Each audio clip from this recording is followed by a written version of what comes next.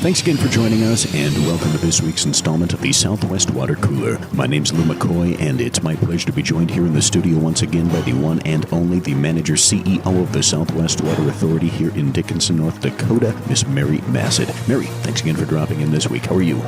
I'm doing great. It's good to be back. It's another good week. Hopefully, monsoon season is over. As everybody in the region knows, we've had an exceptionally wet last couple of days here in southwestern North Dakota, and the ripple effects of that are still reverberating throughout the prairie in some places, and other places we're still trying to pick up the debris, if you will. And I'm sure the Southwest Water Authority was impacted just as much as everybody else. Yes, it has had an impact in a great deal of our service area. You know, we feel like we're relating with everybody that's out there in the field, whether you're in the oil industry or our farmers and ranchers. We relate seeding and harvest with pipeline construction, which is ongoing. And everybody's being impacted, believe it or not, by mosquitoes. I get eaten alive just stopping to get the mail out of my mailbox. So we've got a new harvest of bugs out there. I'd encourage everyone to use DEET. And it is the season for West Nile, and now we have Chickamauga that's coming up into our territory. So be careful with all the bugs out there, and be sure to spray if you're going to be outside for any length of time at all.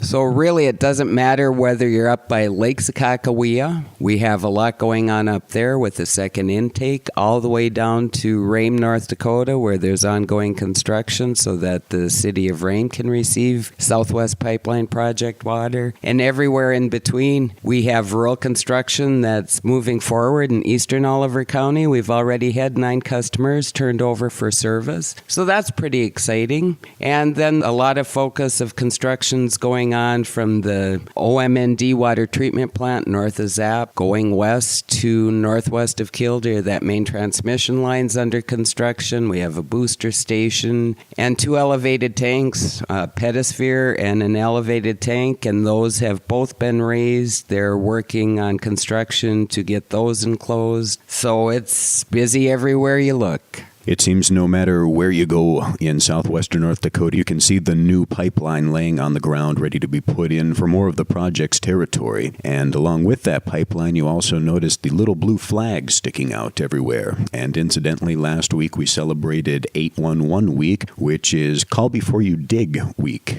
Yes, it is, and that's a reminder for everyone that not only is it the smart and wise thing to do, but it's the law. Call 811 before you dig. It requires at least 48 hours notice, and it is important. The project's pipeline got hit twice last week. So just reminder out there for everyone, use DEET, call 811 before you dig. No matter the size of the project, whether, as you mentioned, it's something small as putting up a mailbox where you need your mosquito spray right now, or if you're doing large construction projects, just call before you dig. So another busy week, as we said, and it's great visiting with you and all our listeners out there. I hope you enjoyed our show, and be sure to listen next time.